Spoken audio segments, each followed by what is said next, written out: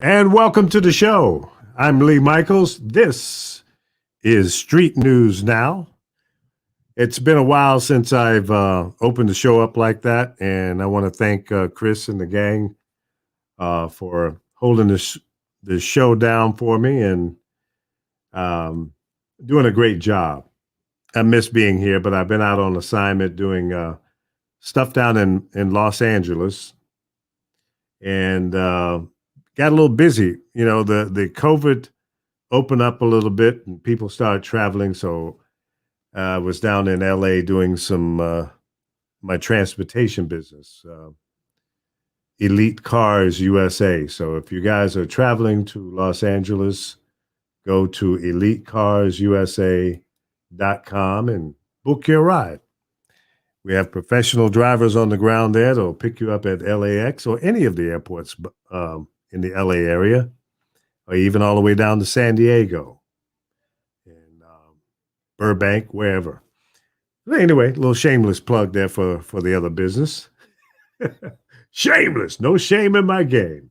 But welcome to the show. It's Street News Now, where we come on and talk about things in the news every Thursday, right here on YouTube, Facebook, uh, Twitter, Twitch, and some other shit I can't even remember. Several different Facebook channels. So thank you for tuning in. And in fact, share the show right now. Don't be afraid to hit the share button and like and subscribe. That helps us grow the channel, and we really need your help. Without that, we don't go forward. So thanks again for subscribing and liking and sharing. And without further ado, we're going to talk about several things that's happening in the news. I want to touch base on the Afghanistan evacuation, as some people call it, and maybe talk about some of the other things, the COVID situation. And I'm sure my colleagues have some other things that they want to talk about. So without further ado, let me bring in my colleagues. And Dr. Ron, how you doing? I am still alive. And welcome back to the show, my brother. You've been kind of MIA, man. I'm glad to see Yeah, I you. have. Yeah, Yeah, good to be seen. in living color. Yes, sir. Yes, sir. Yes, Good to sir. be seen. Yes, And sir. let's bring the other Chicago microphone, Mr. Chris Bass. Welcome, buddy. And a hearty boom shakalaka to my brothers. Welcome back, old fearless leader. Oh, thank you. Thank you. Good to be back. Good to be seen. Good to be heard. And I missed you guys a lot. I dropped in a few shows, but generally towards the end of the show. So maybe a lot of people didn't even know I was popping in. But listen, there's so many things going on with schools opening up around the country, and kids are getting sick. At last I heard, it was 1,500 kids in the hospital being treated for COVID. And the situation down in Haiti, boy, I mean, all they need now is a tornado to come through. And I don't know if they have trailer parks over there, but tornadoes are fond of trailer parks. They've been hit with an earthquake. The president was assassinated. And then was there another storm coming through there as well? Mm-hmm. So, I mean, Yeah. my prayers and thoughts and good wishes go out to the people in Haiti, because they're getting pounded. And what, over 2,000 people dead and 9,999 injured. I mean, damn. Yeah, just That's that. rough. That's rough. That's real rough. So there's a lot to talk about. So, Dr. Ron, why don't you kick it off? What you got? Well, last week we had a conversation about some of the things that were going on. I wanted to revisit, just as a follow-up, most particularly the My Pillow guy. Okay. He he made a very bold statement on the last couple of months, that on last Friday, Friday the 13th, that there would be a 5 or 9 to whatever how many number of Supreme Court justices there were, that they were going to vote unanimously to overturn the election, and it was going to happen on last Friday morning. Well, Friday morning came and went. He was in the middle of doing his prove himself right convention, where he had all of this terabytes of metadata that was supposed to convince the world that China, in particular, called them out by name, China had stole the election and, away from 45. Well, I'm going to say every media outlet had a circus on this clown. So I didn't feel like we should let this opportunity pass, not to enjoy that, the fact that he was so wrong in so many ways. His number one tech guy, who was originally a 45 supporter, said, I cannot go out on a limb and say that this information is accurate, so he had the worst look on his face on last Friday when none of the things that he predicted came to pass. And I know we're not supposed to kick a dog when he's down, but I'm kicking that rascal. He was so wrong. He tried to fix it by saying that the CIA tampered with his material. Now, last week we talked about it, and it was the day before his his big, I'm vindicated, Friday the 13th type thing coming around. Man, he looks so stupid. I don't even know where he's at now. I hope he's hiding somewhere, because he should not have another public speech anywhere behind, when you make a prediction as accurate and, wrong as he did, you should not ever, go before a camera ever again and try and convince anybody of anything, because you're just so wrong. I love the Young Turks, Young Turks broadcast. They dogged him so bad on Friday night. They say, does he realize that Friday morning came and went? No, because he's trying to figure out another bullshit plan to get back on top. But what he really needs to do is to pay attention to his pillow businesses, those horrible pillows, and try to fix that as opposed to trying to save Donald Trump. There's no advantage for a business person like himself to attach himself to Donald Trump and think that that's going to help your business. I mean, is he thinking of maybe running for a political office? I would hope not. No, I hope not. I mean, I Yeah. concur wholeheartedly. His My Pillow products probably goes down in history for the Better Business Bureau as one of the worst products ever. Whether it's the damn pillow or the bed sheet, or if you cut it out and make Ku Klux Klan uniforms, it's still a bad product. If you could get a grade lower than F, he would get that. So that's how bad his product is. You're right. You would focus on that. But if your product's going to shit, they're not going to concentrate on that. The constant smoke and mirrors situation, what he's done, or 45 has done, or Accolades has done, whoever follows them are entertained. It's an entertainment product. It's step right up. It's carnival barking. Let the sideshow begin. Step right up. This is going to happen on this day, and it does it. Oh, well, I got your attention anyway. So it's an attention grabber for the people who follow that type of ilk.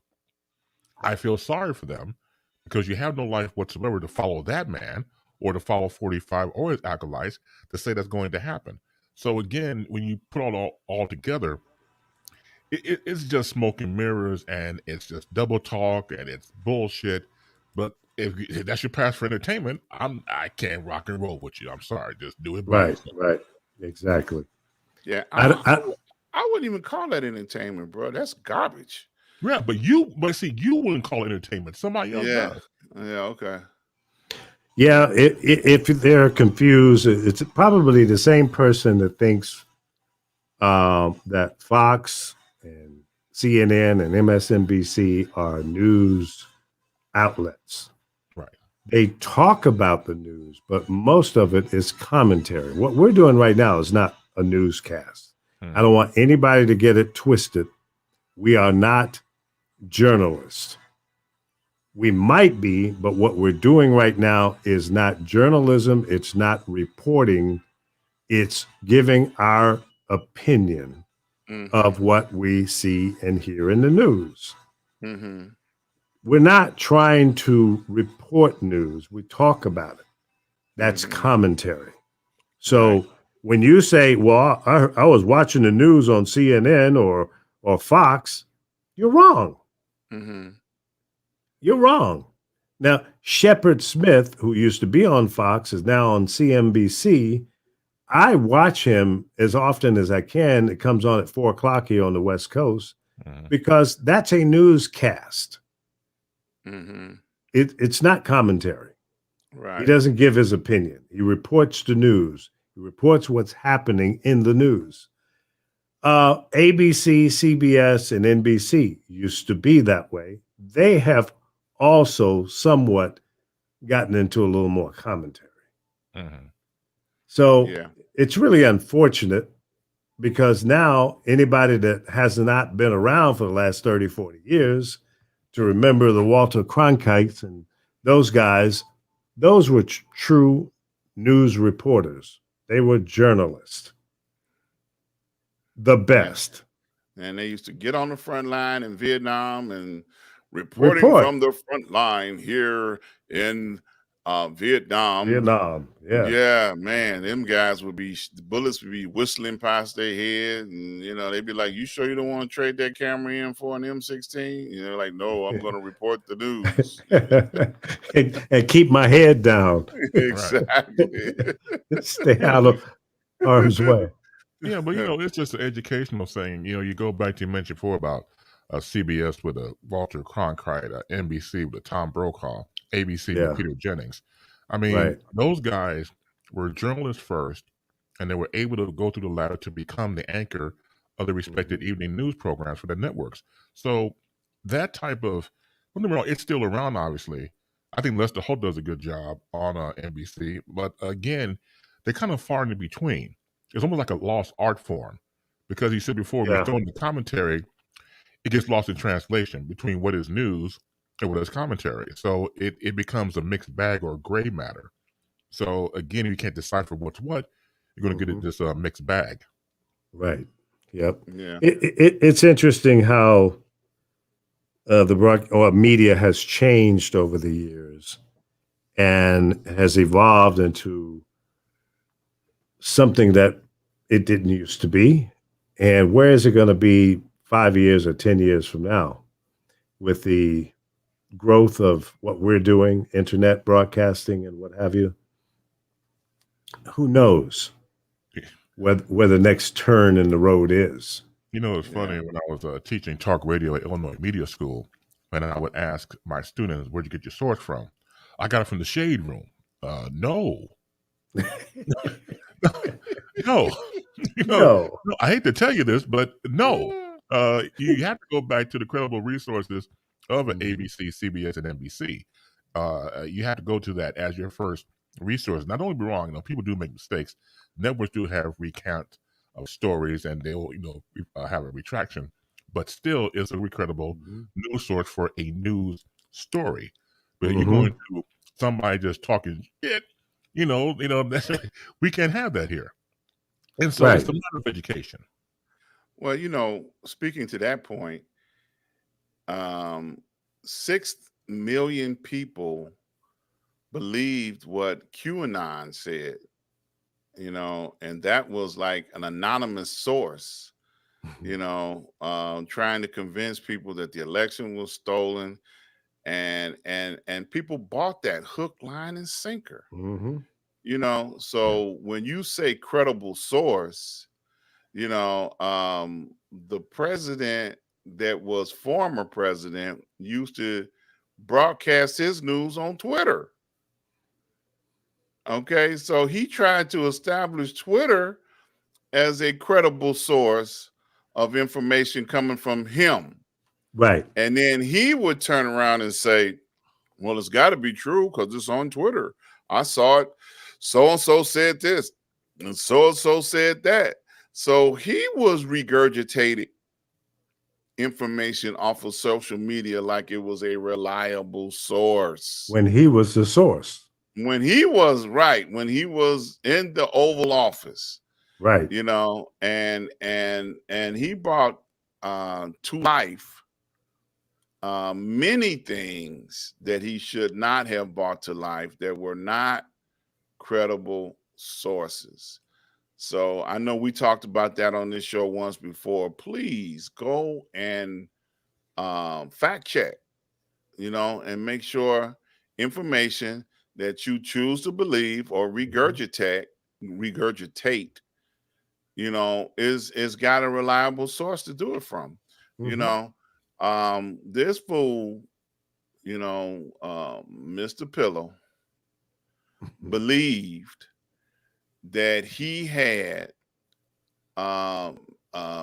metabytes of information that proved that there was China intervention, and he had stacks and stacks of X's and O's, and and tried to get somebody to read that stuff, and they said, man, this is nothing, and he spent millions of dollars trying to prove a point that does not exist. So you think, of course his products are garbage. We know that. We also understand the fact that he believed in his mind and heart that he was doing some good.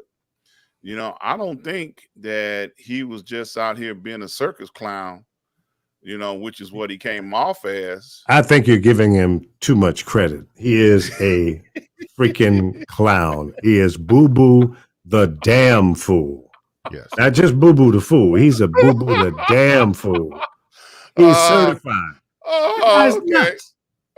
Yeah. And any media outlet that puts him on ought to be ashamed of themselves. They know this guy's come on, he's an idiot. Yeah.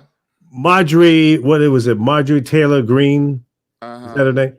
I saw a live feed on her before we came on the air. This crazy woman is out there still talking about Donald Trump won and the election was rigged. And I mean, don't you have any shame? How many times does this have to be proven? Come on, folks. Y'all need to wake up. This is just going way, way, way too far. Just stop. Quit. When I watched the RNC that week, it reminded me of the Third Reich. The only thing was missing was the Goot Steps and the High Hitler. That was the only thing, and serving up your firstborn. And that's how it came off. It came off like the Omen 3. And so when you watch that type of thing unfold, it is not political. It's something else going on. I do believe in pure evil. Now, I want to go there. I'll put my tinfoil cap on and say, look, something else is going on there. You got black cats and cauldrons and double toil and trouble. Something else is going on, because for all those people to rank and file and just put themselves on leadership of him, and there's no pushback. We're not privy to everything, mind you, but there's no pushback. There's no somebody going against the grain. Everybody, Ted Cruz, if I hate to be vulgar about this, but if Trump was to do something nasty to his wife, Ted Cruz's wife, he'll say, yes, I offer up my wife to you, because he let his wife just take the hit, calling her ugly and everything else, talking about Ted Cruz's father, being a part of the investigation or the leading to the assassination of John F. Kennedy and those type of things, and yet you follow him. So again, it's You just support him. right, Yeah. but it's stupid. I mean, anybody come after my wife or my father, it's going to be one. But yet Yep. you have no spine, you have no backbone, you have no soul. How much did it cost to put your name on the dotted line when you put that blood on there? Yeah, and man, you cannot forget the the brazen golden statue of 45 that was presented at that convention. Man, you cannot leave that out of that, you know, because they sure had one that they rolled down the hall. You know, a golden statue of 45. You Yeah. know, they They equate should have him take that to his New York residence that. and put it up there with the rest of that ugly, gaudy ass furniture he's got up there in New York. I don't know what his abode looks like in Florida, but isn't it interesting that has he even been back to New York since he's been out of office? I don't think he can go back there. They're waiting for him You at know, the they're airport. waiting Huh? on him to cross the border. You know, once he Mhm. comes in, they're gonna put him in handcuffs. You know, they're gunning for his behind. So that tells me that this guy is a criminal. Always has been and Yeah, always yeah. will be. Well, I'm just sick and tired of, every day I wake up and somebody else is talking about him. I try not to even bring him up until I just get so inundated with so much bullshit from the Republicans. It makes me respond. But as far as I'm concerned, he's February. Black history. Mhm. He's gone. He's done. He's like every other president that's no longer the president. You are a has-been. You're over. You are one-term president. You got investigated twice and impeached twice. No, they didn't really finish the impeachment because the cowards on the right side didn't do what they should have done. And if they're still sitting around saying this guy is credible, then you should not be reelected. Your constituents should be saying to you, you are toast. You are done. Over and out. Goodbye. Mhm. Yes, sir. Because you're doing a disservice to the people that voted you in. Now, some people will say, well, maybe the majority of the people that voted for these senators and House of Representatives feel the same way. And so he's representing them. Well, our education system has failed again. That's what that means. You've been hoodwinked, bamboozled, lied to, and you believe it. And all of the local governments that are going against the science of how to keep their constituents alive is just as unbelievable, because you think about all the southern states, Texas, Louisiana, Mississippi, Alabama, Florida, all strongholds for 45 are now have no hospital beds. They don't have places to put people that are getting sick and are dying because of they have made this pandemic a political issue instead of following the science. So, you know, the people that have supported him and believe in him, Mhm. you know, it's you know, you can follow the blood trail. You know, people are dying because of they believe this is a political issue instead of a science issue. Well, it's a health issue for not just here in America. It's a world problem. It's all over the world. Mm-hmm. And some countries are doing better than we are in controlling this virus. Now, Mm-hmm. there's an argument out there, and I had a conversation yesterday with a medical professional, and they were saying that they're uncomfortable in telling their patients that you should, by all means necessary, to take the shots because they felt that it should be a choice and not a mandate. And there were some underlying reasons because of that, because of the Tuskegee situation back in the day and other vaccines and various medical procedures and medicines that have not necessarily been in our best interest, people of color mainly. So I can understand why some people are skeptical. But my question is, and there's an argument out there, people say, well, it's still a test, it's not official. So my question to you guys that are still standing on the fence, sitting on the fence and not willing to take your shot, if the CDC, the FDIC, what is it? It's the Yeah. if they declare it tomorrow as being a full-fledged vaccine that's been tested enough, and they give the green light to make it official, both Pfizer and Moderna. I'm not even going to talk about Johnson and Johnson. That was a throw up.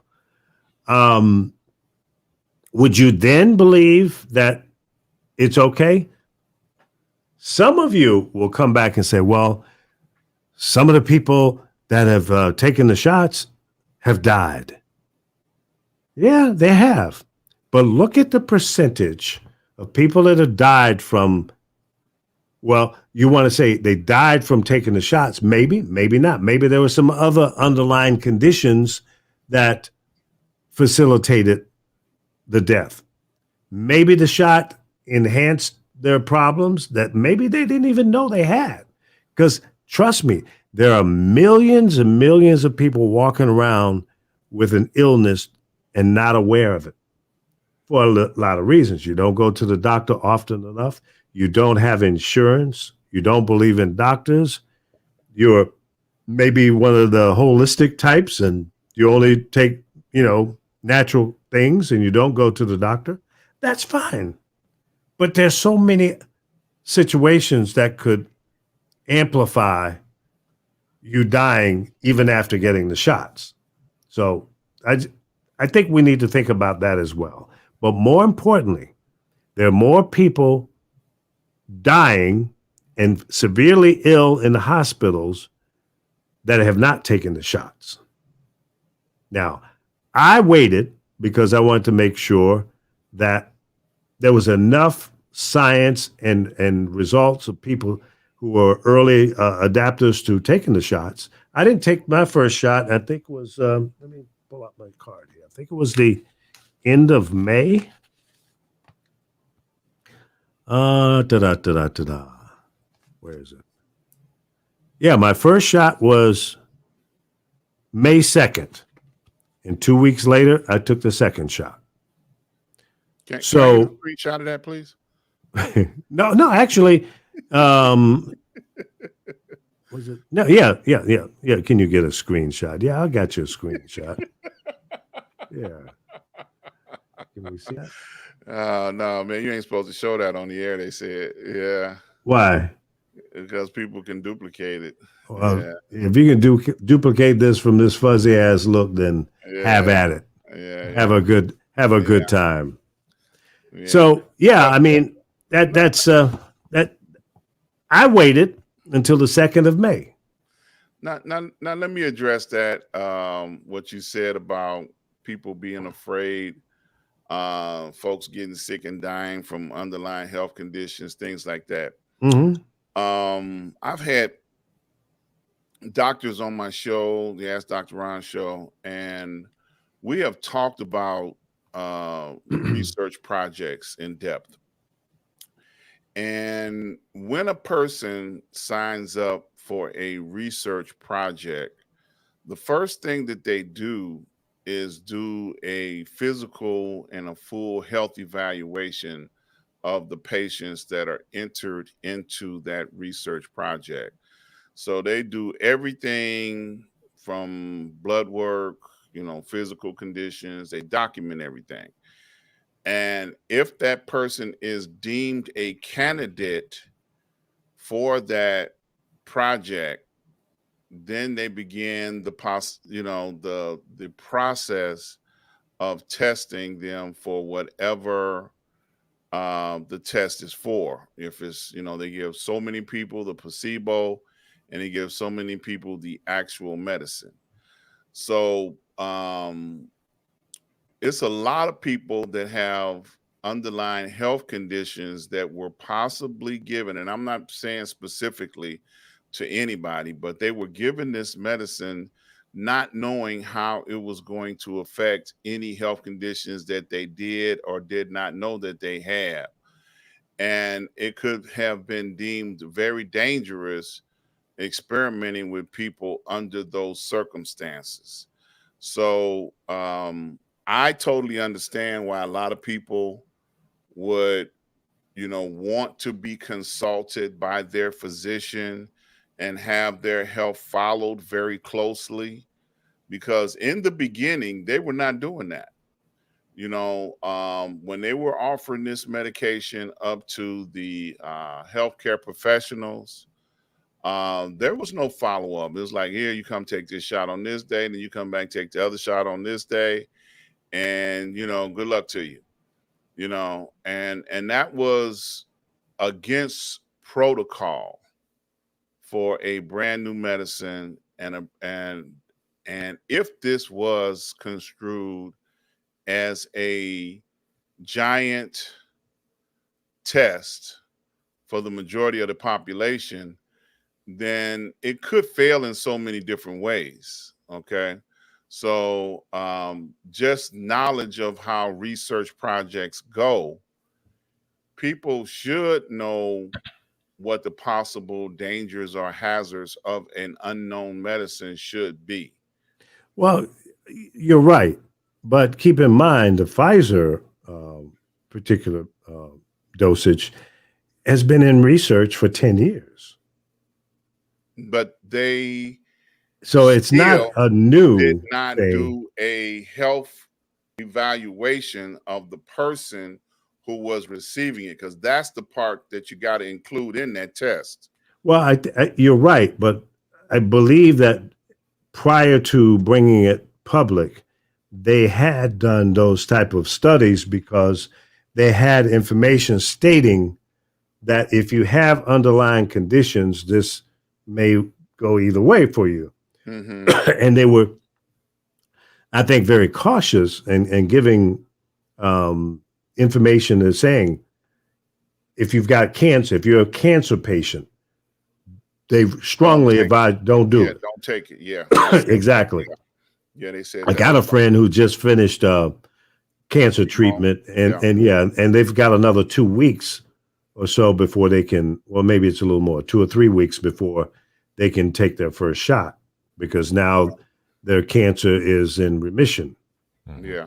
So I've got several friends that their cancer doctors told them the same thing.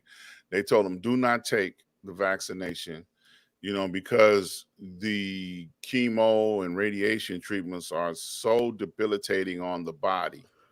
already, yeah, Yeah, it kills good cells and bad cells. exactly. Yeah. So there are, one thing I fault the mainstream media, and I had a conversation with a lady on this week, and she was so adamant that the Delta variant is a direct conflict or a problem that's been created from all of the unvaccinated people. And that's been the press release that's been going around for a minute, and the CDC has also said that this thing from the beginning was going to evolve. Yeah, mutate. And before they declared the name Delta on this current one, they were talking about the South African variant, the UK variant. They had different names, Mhm. already for the evolutionary process of this, disease evolving.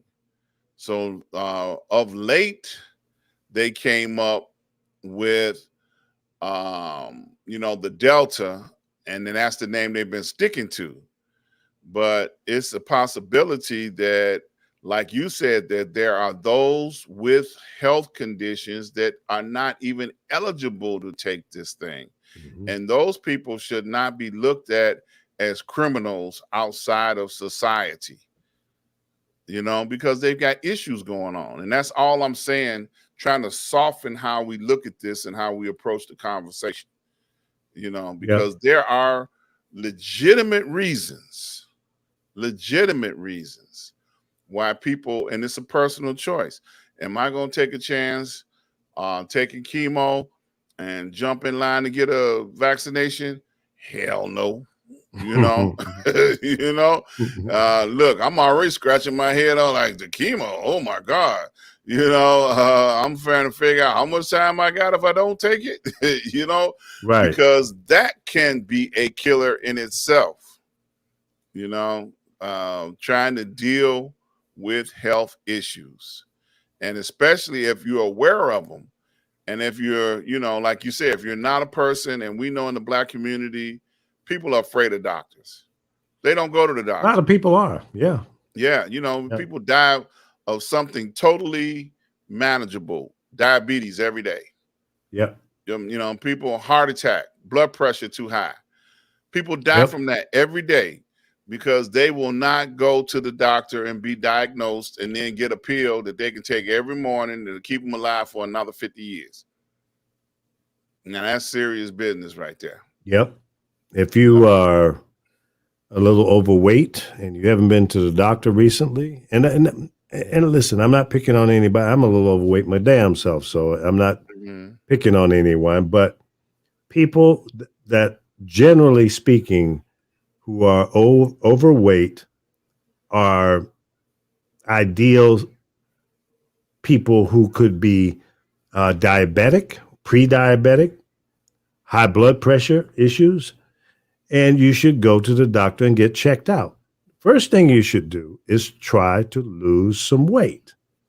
I had a conversation with my son. He's got some herniated disc, I think a couple of them. I said, son, lose some weight, get some exercise in.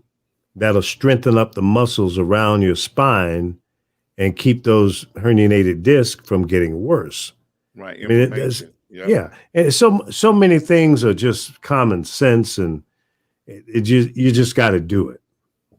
And I'm down about 8 pounds now from where I was about a month and a half ago. And you know what I did? I stopped eating a lot of sugar, things that, I don't do a lot of soft drinks anyway, but even fruit juices have a lot of sugar. Right. The sugar added to just about everything we eat. And I cut way back. I don't do a lot of salt anyway, but I cut way back on, potato chips. I love potato chips. I love French fries, but I cut way back on all that stuff. And, Doritos and corn chips and stuff like that. I love it. But I must be 80, 90% down on the consumption of those type of foods than what I was a month and a half, 2 months ago. And that helps. Yeah, absolutely. If you just get out and walk. I haven't been doing a lot of walking while I'm here in Las Vegas because it's just too damn hot. But, when I was down in LA, I did get out and walk a little bit. And that helps. It does. Yeah, absolutely. But, obviously, as we know, it's a lifestyle change. You do it for you, or you do it for your family, and you need to do it. And you got to do it for you first. Yeah, you have to. Well, it's like one of those things where you have to take charge of your life. Do you make a conscious decision to do it, or do you continue to ignore it and then pay the consequences later? And the last thing you want is the latter. So hopefully you get a chance to take a stock of your life and then realize, look, I got to make some changes. Throw in some more water, do some more salads, get up and move around a little bit. And even if you lose 3 pounds, you can feel it. It does make a difference somehow. Oh, yeah. Yeah, my pants are falling down already. Oh, you're sagging. Yeah. Pants on the ground, pants on the ground. Looking like a fool with your pants on the ground. Yeah, I mean, if I put both of my phones in my pants pocket and my wallet, I'm constantly pulling up my pants and it's already in the last hole. Uh, So I need to put another hole in the belt to Yep. tighten up my pants some more. Right. So, I mean, that's a good indication to me. And these jeans I've got on right now are 38. And so I may be able to get in my 36s now. Oh man. I'd like to get back down to those 34s or 35s. I'd be a mean, lean sex machine. Yeah. those days are over. We did celebrate your birthday this year, so we know how old you are, Lee. Okay, so you can be mean and lean, but you can leave the sex machine part out. Okay. Okay. Well, that was just for my ego. There you go. There you go. Monk fruit? What is that? I'm not familiar with that. Yeah. It's an awesome answer to regular sugar. Check it out. I don't know if I'd like the name to that, Ken. Yeah. It's a fruit. So all fruit has sugar base in it. So Yeah. if they extract the sugar from that fruit, then it would be a sweetener, Yeah. Yeah. Monk fruit. Sound like, Thelonious monk fruit. Mm-hmm. Yeah. Yeah. Well, it's a lot of information out there. And I know some people are blindly, concerned whether to do it or whether not to do it. And I say blindly because for their own personal health reasons, they need to know what their health is, and what their health is capable of withstanding and dealing with, So, I would say take charge of your health and then make the wise decision. Absolutely. And if you're not sure, talk to people who know more than you do about health situations. Talk to your doctor, talk to a nutritionist, and get some input. Talk to people who have successfully improved their health. So I mean that's a good benchmark to work from. Yeah, and I'm gonna throw this out there too. Black people, stop being afraid of the Tuskegee Project, because you hear that an awful lot coming from Black people. If you have not gone to go and look up what it is they did to those folks, you can't use that as an excuse. Yeah. Okay. Now if your grandparents were there and were abused during that time, then you got a leg to stand on. But if it's just something you heard, oh yeah, they did Black people bad over there in Tuskegee, understand some stuff before you just ride on the bandwagon with it. Okay. So empower yourselves with knowledge. Okay. That's all I'm saying. Absolutely. As the old saying goes, knowledge is power. It is. It is. And so if you use it in the right way, it'll improve your life, and maybe your loved ones will have more fun with you as well. Yes, sir. I want to talk a little bit about the situation over in Afghanistan. Yeah. Joe Biden has been the drum major of getting out of there for the beginning. Once the mission was, named a success, he said, okay, let's pull out. Mission accomplished. And, a lot of people said, no, Joe, we got to stay there, like we did in World War II and Vietnam and the Korean War. But yeah, we're still sitting there and things are seemingly under control. But the difference between Japan, South Korea, and Vietnam is Afghanistan and Iraq is very tribal. There's so many different fractions and groups of people who have their way of life. It's very tribal. You got probably 15 or 20 different tribes, and they don't want to be together. They want to be alone so they can do their own thing, whether it's power, ego, or control of the unfortunate dummies. It is what it is. We cannot, America or any other democracy, can't go in and force something on people that they don't want it. So they elected a president. They had 300,000 people in the army. They had an air force. We were there for 20 years. We spent $2 trillion, left a lot of Humvees and ammunition and guns and missiles and all kind of stuff behind. And now it's in the hands of the Taliban. Why? How did that happen? The will of the people was not what we were trying to get them to do. They wanted to do something else. The Taliban peeped that weakness and they said, hey, we can get back in here. Let the people do what they want to do, and we'll do what we can do and have as much control over the situation to bring about peace, to keep everybody from, the infighting, and we can be back in power. Well, that's what happened. At least that's my viewpoint. What do you guys think? Well, I think we should have came out of there a long time ago. Once again, like you said, we left a lot of material hardware over there. And it was very well stated from people on the ground that when the Taliban started coming in, they laid down their guns and surrenders. They're like, look, we ain't finna defend nothing. You can have this piece of rock right here, because the United States claims that they left them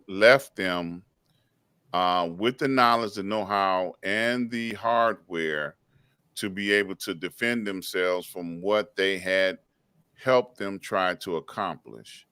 Well, that area of the world has been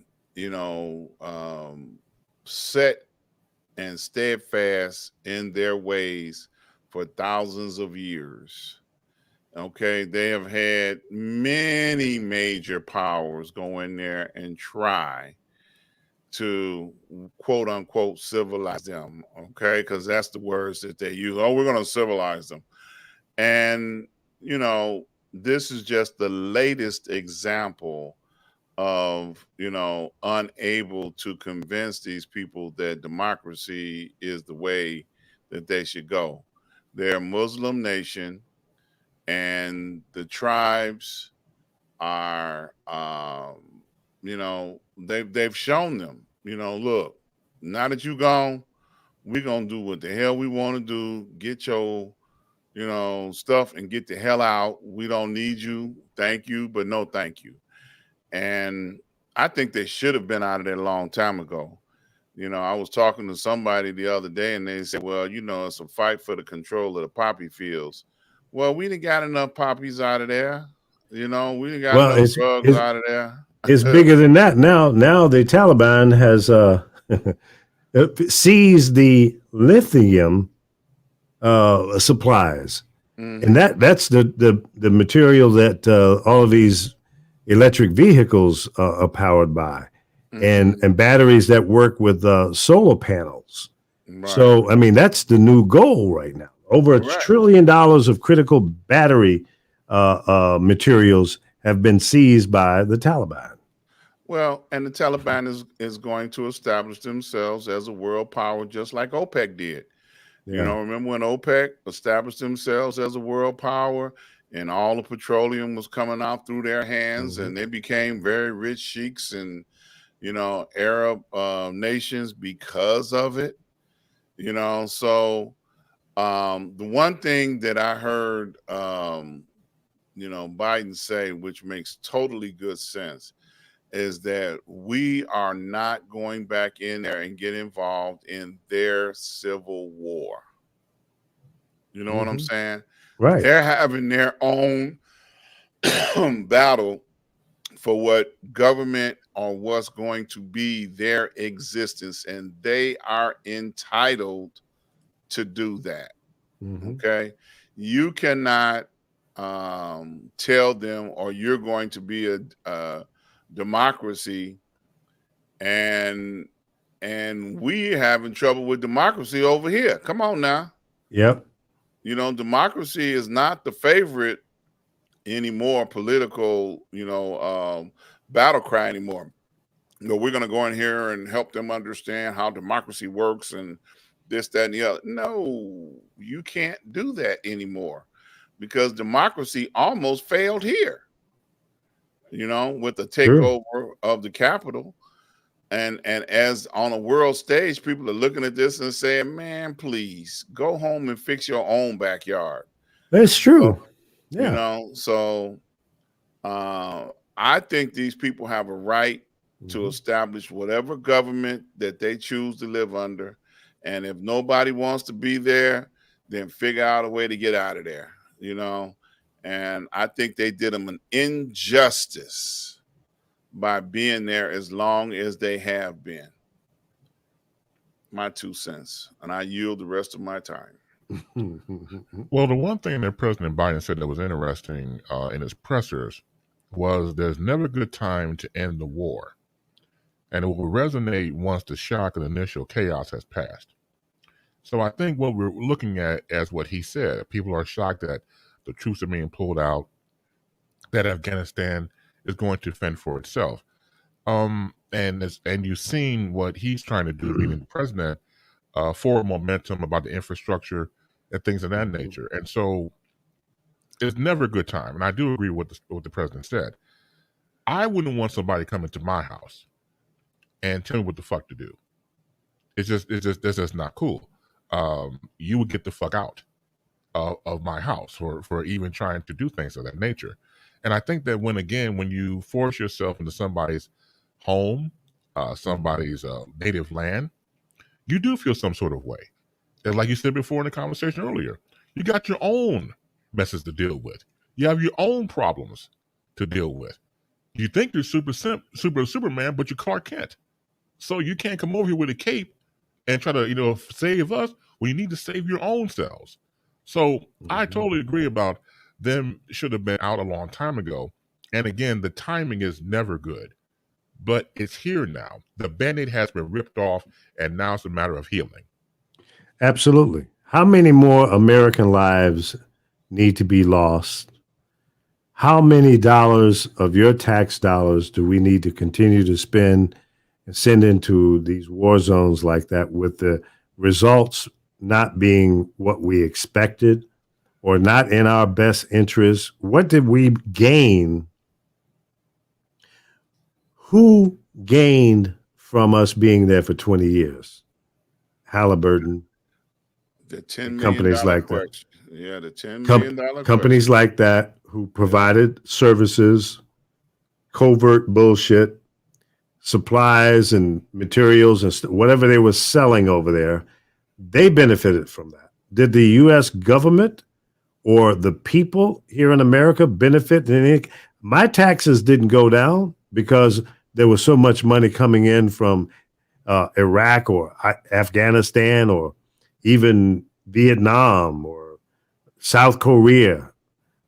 I mean, where do we benefit from being there? Well, there's a threat to our democracy. Okay, well, you know what? Let's make sure our borders are tight. Let's make sure our military is the best in the world. Let's make sure our technology is second to none.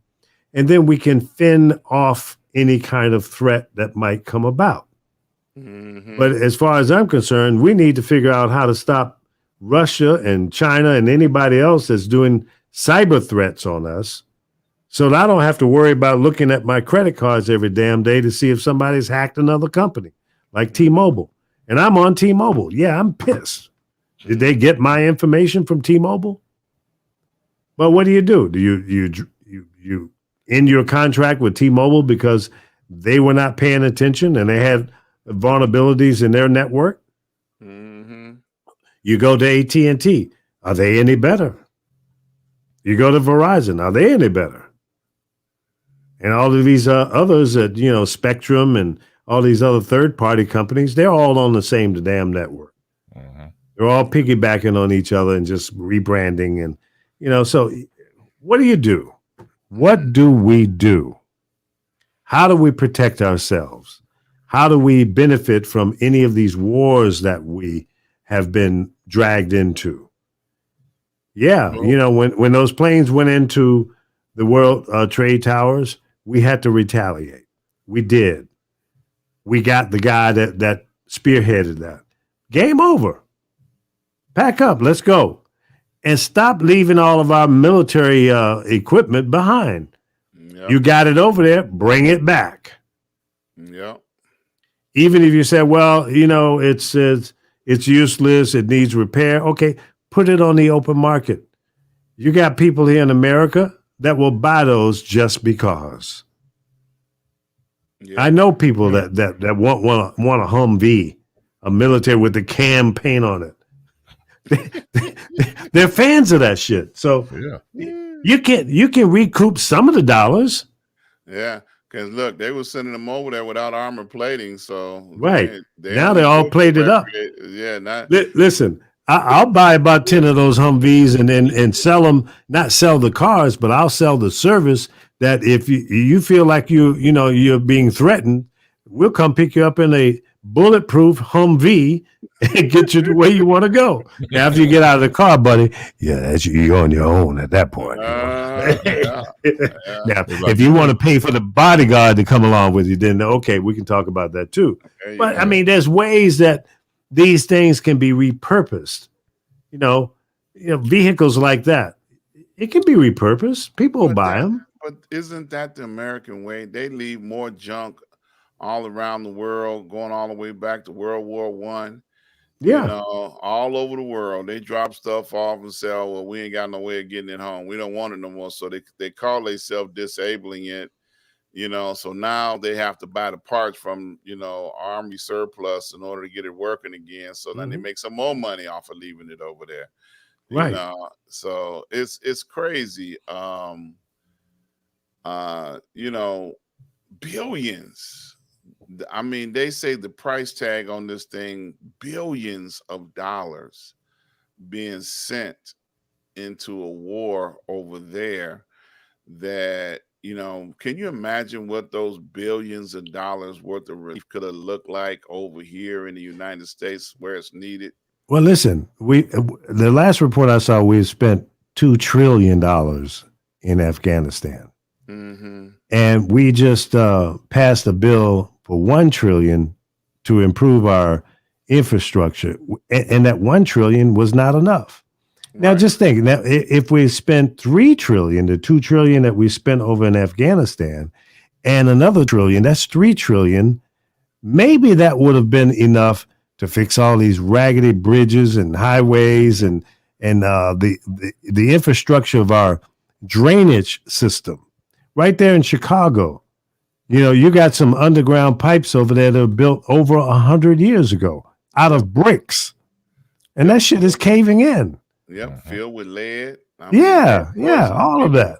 Yeah. Yeah. I mean, this country is what they call the American dream, coming to America, and living the American dream because we got supposedly electricity in every home and indoor plumbing, Yep. you know, but my water's so hard, man. I have to when I clean, I have to spray stuff on it to break down the hard water Mhm. because it's damaging the porcelain and Mhm. everything, Everything.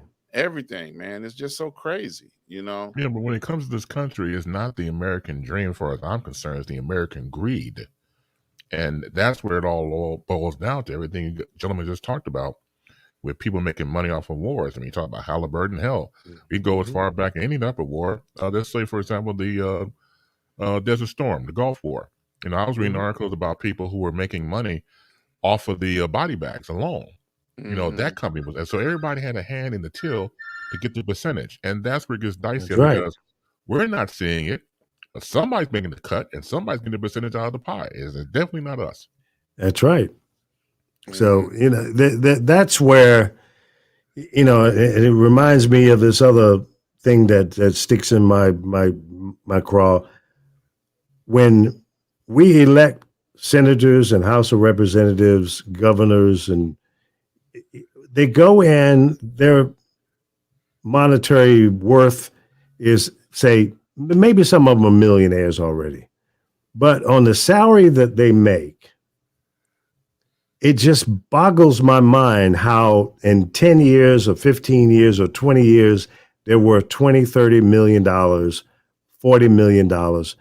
And it's because they have access to information that we, the American people, don't have access to, like insider trading. Mhm. Now, Martha Stewart was jailed because allegedly there was some insider trading and she lied to the FBI, so they locked her up. But has there ever been a House of Representative or senator or governor been locked up on insider trading? And maybe they have, but I don't recall. Mm-mm. So why is it okay for them to do it? And I understand. I was talking to a guy yesterday, and I didn't know this, but according to him, he's saying that at one time it was illegal for Congress to engage in insider trading, and a law was passed, and then they had it rescinded so that they can. Well, damn it, I got a problem with that. Yeah. What's good for the goose is good for the gander. If I can't do it, you can't do it. Why are you special? Why do you get the opportunity to benefit from information that could come across your desk and you can then take your $170,000 a year and invest it into, you know, stocks and bonds and whatever new technology that's coming out before we even know about it, you already got your hand in the cookie jar. I say that shouldn't be legal and they should lock your ass up and put you out of Congress. That's Well, my opinion. well, you remember when last year when the pandemic hit and they had two or three congressmen that pulled stock out of a company that crashed, you know, in the beginning of the pandemic, Mm-hmm. and then the Securities Commission investigate them, but then quietly it went away. Nothing else was said. They was like, "Oh no, we Mm-hmm. didn't know anything about that," you know. And then Trump stood behind them and says, "Oh, sure, they're great guys. I like them." you Those are my know, boys. yeah, Yeah. yeah, yeah, yeah, because they knew about things in January. You know, when it started to look crazy, and they started responding accordingly. Mm-hmm. Uh huh. Okay. So yeah, you're right. They do have information, and you think about it. If they get a government contract, private contract to go to the Middle East, you know, they can stay over there as long as they want because they're not, you know, placed there by military. They're placed there by private contractors, and they can make as much money as they want and do fine with it. You know, so yeah, and that's what they do. Well, you know, it's funny because these same people, of course, encourage wars or conflicts so they can get a check. And there's no human factor involved because, again, these people are going overseas and giving up their lives. The ones who unfortunately come back in a body bag or they come back unfortunately dead. But these people don't care and they never will because as long as they get a check and as long as they keep sending people over, in order for them to make money, they got to send people over to these various wars. And then, you know, again, it's just it beyond disturbing to say the least.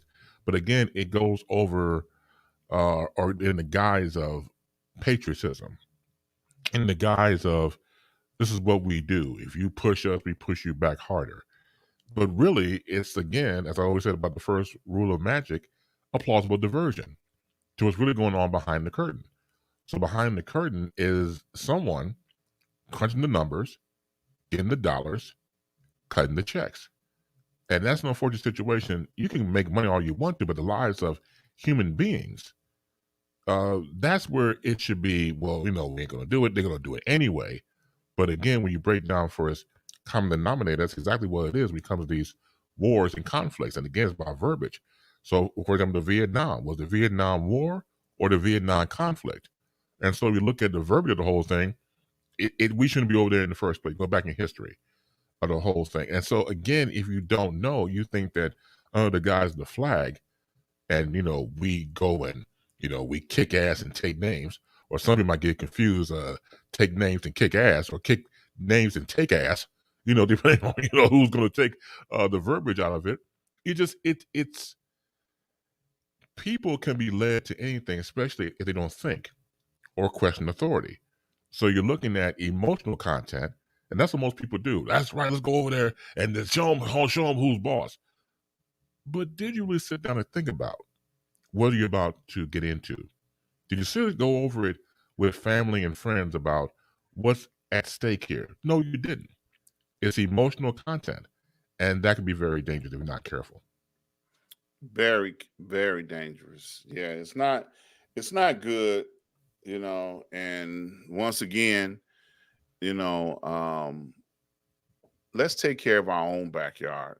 You know, that should be the focus. We should be encouraging our legislators and the people that um, are responsible to govern this country, to figure out how to fix what's going on in our backyard and let them other people govern their own backyard. You know, and just case in point, just like 45 used to say all the time, some third world country, we're not going over there. When he made reference to some things that were going on in Africa or some of the Caribbean places, they feel like if they can't go over there and rape and pillage, they're not going. You know, Hmm. Hmm. and I was so glad, segue Lee coming your way, when the president of Haiti um got assassinated, and the United States offered to come over and help them, and they turned it down.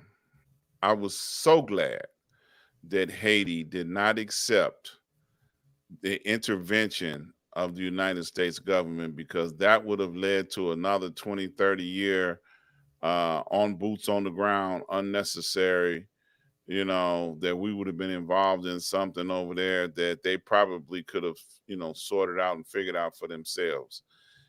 So I know Haiti has been having a hell of a time, but I think it would have been a hell plus 10 if they'd have let the United States in there. Well, I think that's a strong possibility. I think that we can give aid to various situations that come up without giving lives or giving our lives. Maybe, send some money over there, or an envoy to help them with some technology. I, I'm one of those guys. I like to help people, And we especially people can. in need. Yeah. And we But can help, but don't put intervention in there where we're gonna right, come over and take over your, because we feel like we can run it better than you could type boots on the ground. right. Aid is one thing, okay? But when you start talking about, they asked them, do you need our help to come in there and help you fix this problem you got? No was the correct answer. We don't need you to come over here and fix this problem. Hmm. Okay. If we asked you for, specific, materials to help us get up and running again, that's one thing. Clothing, water, food, that's humanitarian aid, Yeah. but don't be trying to come over here and help establish our government. You know what I'm saying? you know, Yeah, and I that think we need to practice a little more hands off on yeah. situations like that, unless they really ask. And then listen, I think it was Reverend Jackson had a phrase of freedom ain't free. Mm-hmm. It costs money for freedom. And if we have to come in and free you from something,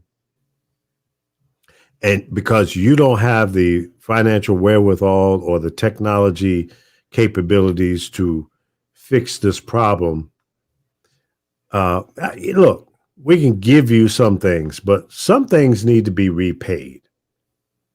Otherwise, if we spread ourselves so thin all over the world trying to save everybody, guess what? We may be a third world country. And if you think that Russia and China and some of these other countries are not thinking that, hey, if we get these guys involved in so many different things, they won't be able to print enough money to bail themselves out. Yeah. They'll stretch your army out so thin that Mm-hmm. it's hurting. Mm-hmm. Yeah. And I think some of these places that we are offering aid packages to should have an expiration date on it. You know, like why are we still paying Israel? Why? You know, why are Good we question. offering aid to them? Why? Why? I mean, that's you know, they don't need our help financially. Why are we still offering money to Germany as an aid package? Germany's technology is better than ours now.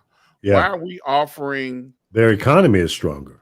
right? Why are we offering aid to Mhm. Japan? Because we dropped a bomb on them 100 years ago, and we're still paying them off now because we dropped a bomb on them 100 years ago.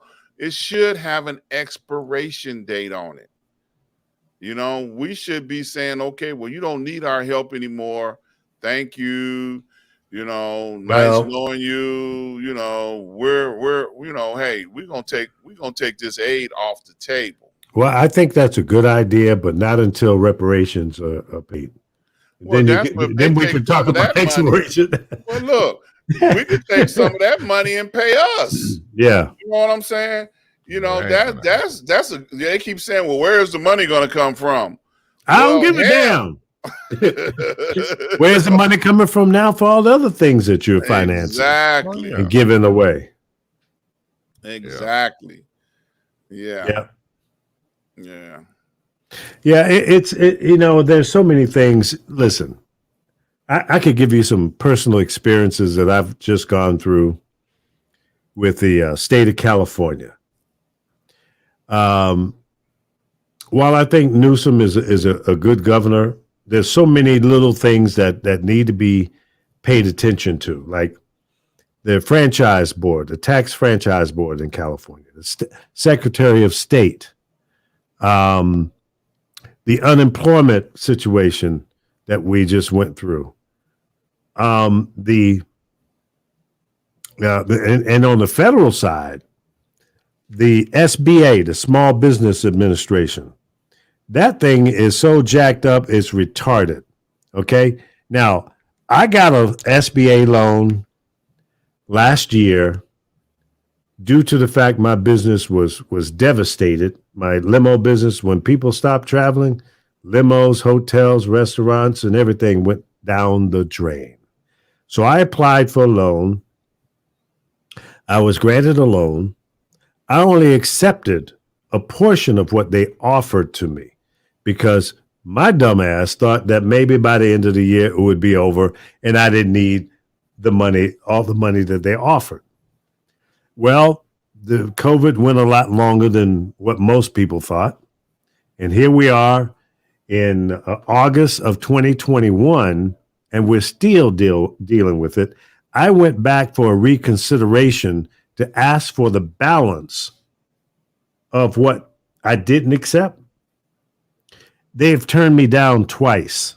What? Yes, because they said one time was they said that you had used up all your allocated money. I said, well, that's not true. And I'll be completely transparent because it's not like a lot of money. We're not talking about a lot of money. They offered me, what was it, $60,000, 65,000.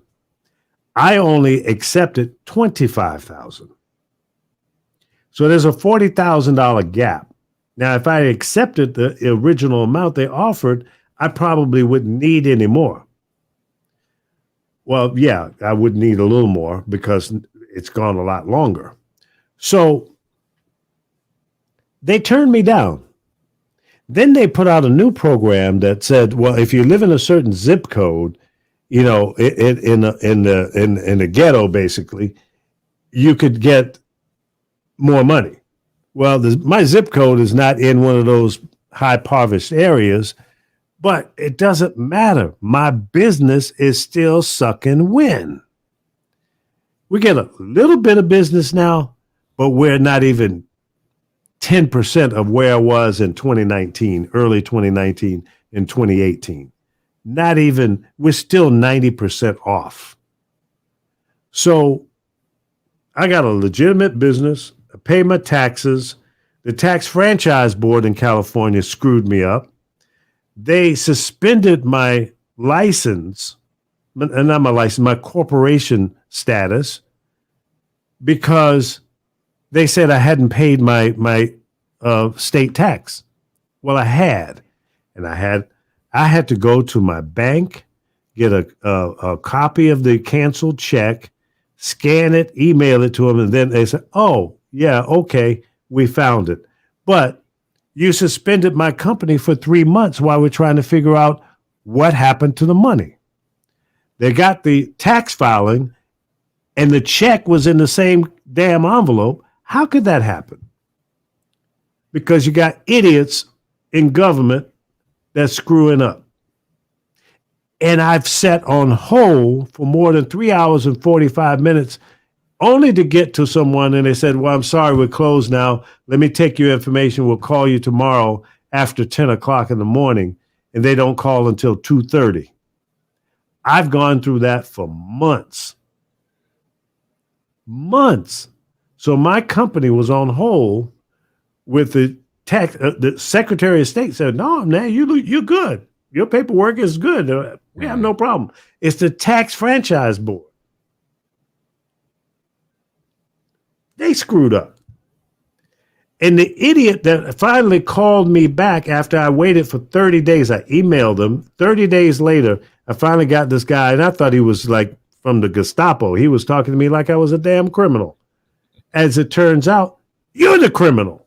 You screwed up, not me. So these are the things that irritate me with our local, federal, and state government. You got to get it together, man. These type of things should not be happening. I finally got a girl on the phone who was working from home, and she untangled the hornet's nest for me. And the guy that is above her, he was like a supervisor. He's the guy that screwed stuff up. Amazing. So it's my little rant, but man, we got to get it together. We really need to get it, even on the federal level. The Federal Communications Commission, they came out with a new website about a year and a half, maybe 2 years ago. It still sucks. It's hard to navigate. To do something simple at the federalcommunications.gov, it may be a little better than what it used to be because it was horrendous. And I called one day. I said, "Man, why you guys take so long to do stuff with you?" "Well, man, we're still on, old computers, tube monitors." And I'm going, "My government? Are you kidding me?" Yeah, our networking is terrible. Sometimes the computers just freeze up. And I'm talking about maybe a year and a half, 2 years ago. Their phone system is archaic. What the hell are our tax dollars going to? Israel, Germany, Japan. Everywhere, Need I but can need I continue? oh my, there's Yeah. Laura Rice from the darkness. Here's Laura Uh-oh. Rice. Hi, Uh-oh. Laura. Hey, everybody. How are you all? Good, good. We're just Good, sitting in there good. chopping it up, solving all the problems. You know what? Hi, Laura. Hey, everybody. How are you all? Good, good. We're just sitting in there chopping it up, solving all the problems. You got to kill. You got to kill your social medias. Coming back You to know you what? more. I had the Facebook Yeah. on watching you all, and Right, right. yeah, so I'm out of that. But I was gonna say, Dr. Ron, you better be quiet about talking about the Jewish folk now. They'll come after you. I have no problem picking on Jews. Hey, I live in a black neighborhood. nothing they can do to you right there, huh? Look. Tell you like Richard Pryor said a long time ago. This Mr. Gilmore live here. Don't you come down here messing around. Mr. Gilmore's property. That's right. Don't come No. down here messing around. You know, I don't pick on any group of people, but there are things that just need to change, and that's what I'm an advocate for. We got to make things better at home, Absolutely. And Laura, I'm sure you and Chris and Dr. Ron have, personal situations that you've been through with the city and the state and federal yeah. government. Oh yeah. Even our learning institutions screw up. Well, I got to say this. So I waited almost 9 months, 11 months to get my PUA, my pandemic unemployment assistance for people who own businesses. I mean, they were so backed up. It's unbelievable. And you have to jump through so many hoops, and you have hearings. If you don't do this, then you get pushed to the end of the line. I mean, there were times where it took 2 months to get a supervisor to call you back. It was just annoying. It was it's like, ridiculous. Is this the United States of America? How dysfunctional are we really? And it proved how dysfunctional we are. I mean, it's the same as manufacturing. We don't do that well either anymore. And I'm sure some of it had to do with the fact that people were working from home and all of that. But still, you got to ramp up. You got to, okay, if people are going to work from home, and more importantly, let's look at this realistically. If the government agency, whatever it is, was anemic before the pandemic, then you don't just say, okay, well, we have 200 people that work in this department, and we're going to have everybody work at home, and only a handful of people will come in to make sure that the systems are running so that people can remotely access whatever they need. Okay. But that's not the time to scale down. You need to scale up, because that in itself is going to slow everything down. Absolutely. But to be fair, nobody had prepared for millions and millions of people to be out of work, or for millions and millions of unemployment claims or small business claims, etc., to be processed. Nobody prepared for this. Those unemployment systems are so old and antiquated. So they're doing it on the fly. So we have to give them that. But 9 months, Yeah, that's ridiculous. You could die waiting for some kind of help. Pretty much. Yeah. Pretty much. And I'm not sure that that's not part of the master plan too. If we withhold benefits long enough, then they'll die, and we won't have to pay them. Yeah. Well, hey, Chris. I like not to think and go down that rabbit hole, but it's a possibility. Yeah. Hey, look, the professor's not here. Somebody's got to pick up the conspiracy theories. Is it conspiracy or is it reality? Because this one feels.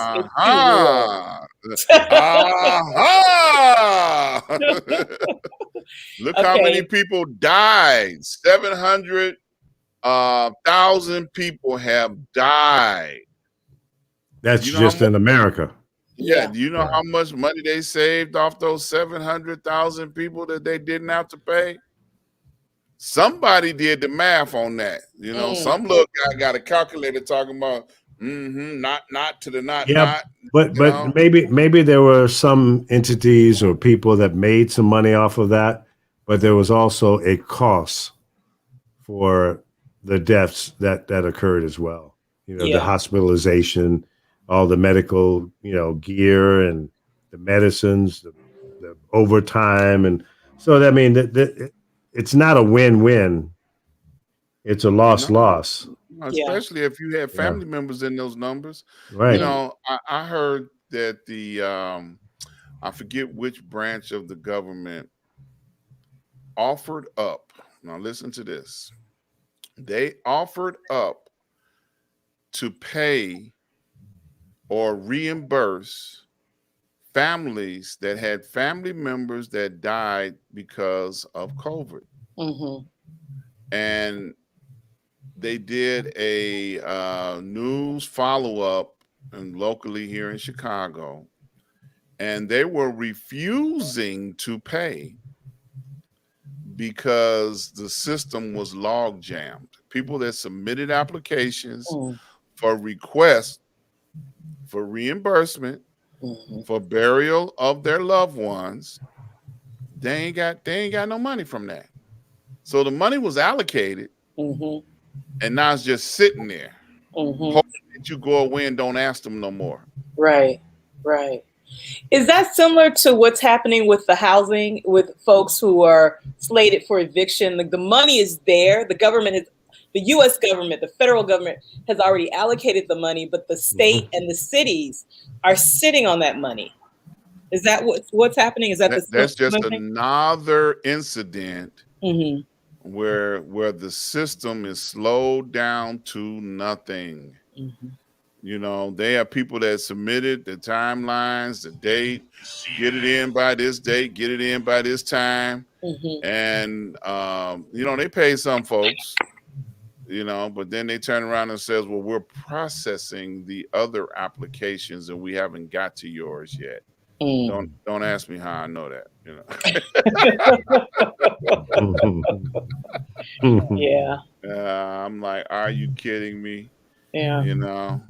But yeah, no, it's bureaucracy at its best, and it's unfortunate that poor people are suffering.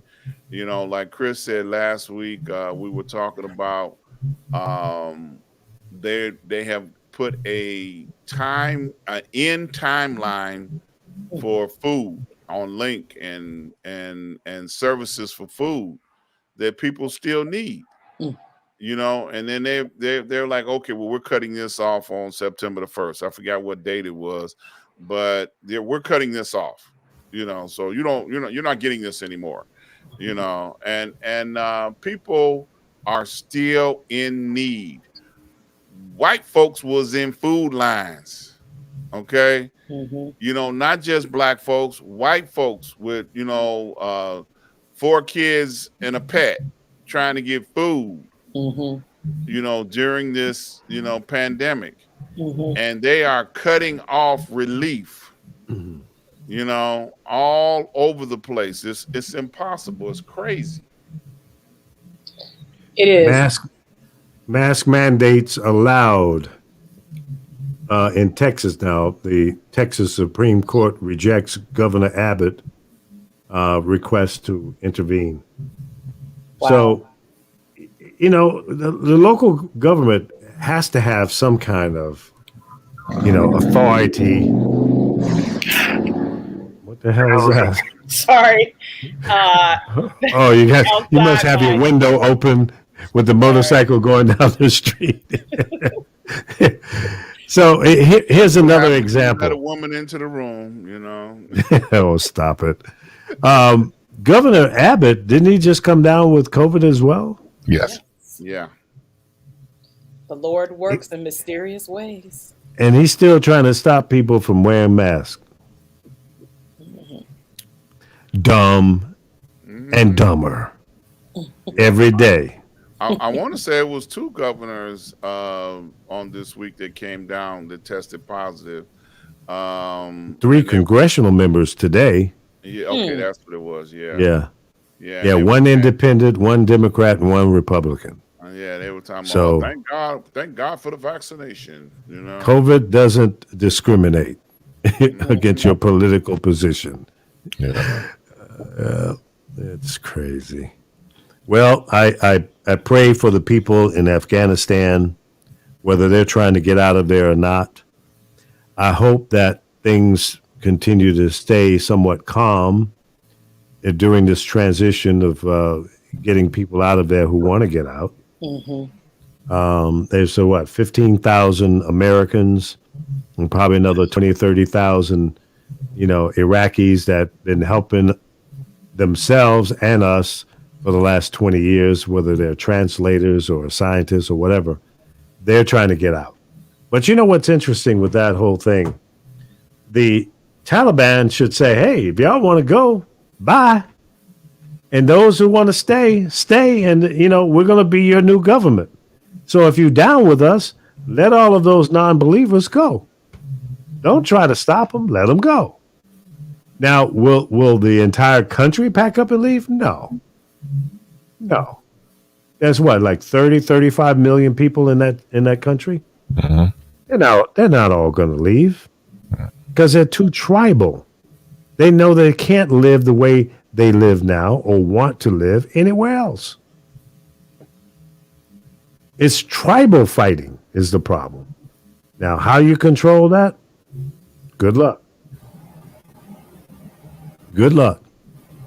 You're not going to be the supreme, governor of that country.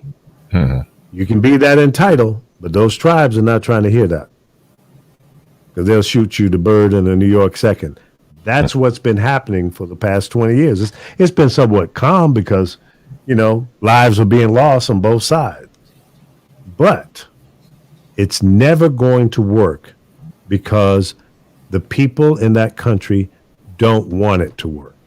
That's why the 300,000 soldiers and their Air Force failed. The corruption within that country is more powerful than their desire to be a democracy or a free country throughout. They don't want that. So pack up, get the hell out. That's what we're doing. Should have been done a long time ago. How many presidents? 4 or 5 presidents in the last 20 years? Okay. George Bush should have said, okay, well, no. Because Osama bin Laden was killed when Obama was in the office. Right. Should have, could have ended right there. Mission accomplished. Let's go home. We got the bad guy who used to be an ally. It was a guy that we used to give money to fight the Russians. He ran the Russians out of there. Then some people say he got a little, too big in his britches and became an enemy. Or was it that we didn't need him anymore? Well, the same could be said for Manuel Noriega. Yeah. Same thing. Muammar Gaddafi. Yeah. Saddam Hussein. Yeah, America has a great habit of being Dr. Frankenstein. So they create these monsters and they put the monsters out on the village, and they go on, let them do their thing, and then when the monster get the big head, no, we got to slap you back down or take you smooth out. And that's usually how it is, because when you create these monsters, they have to go back and comply with Dr. Frankenstein. But when they give Dr. Frankenstein the Heisman Trophy stiff arm, it's like, look, man, I'm the monster. I do what I gotta do. I don't need you. I could create my own army. And that's when usually the conflict happens, and then somebody gets taken out, and it's never Dr. Frankenstein. It's always the monster.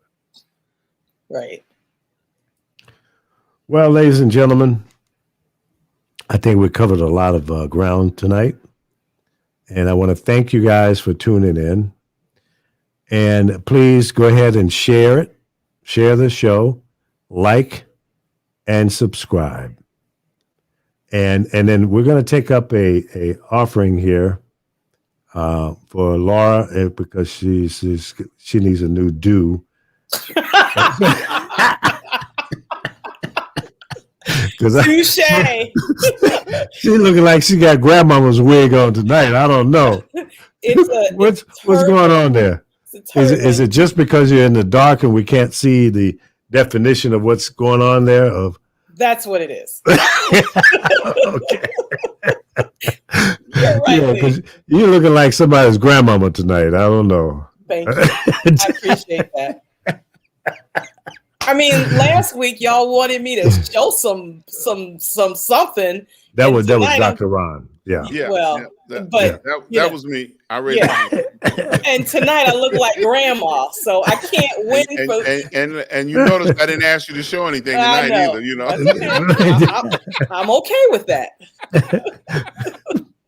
Yeah, don't need to see grandma tonight. Nope. No, we're not going to do grandma tonight. Well, again, thanks, folks. And if you guys have some closing words, have at it. Chris, you want to do your closing remarks?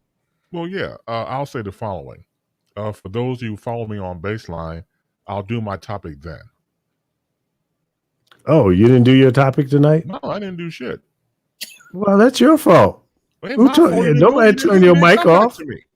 Oh. What do you mean? No. Usually. Wait a minute. Like, okay. You got the floor. No. Do your thing, Chicken Wing. No. Go ahead. Go. Solo. No. Center stage. No, I didn't know that's the point. I apologize. I didn't realize that. You know how we get.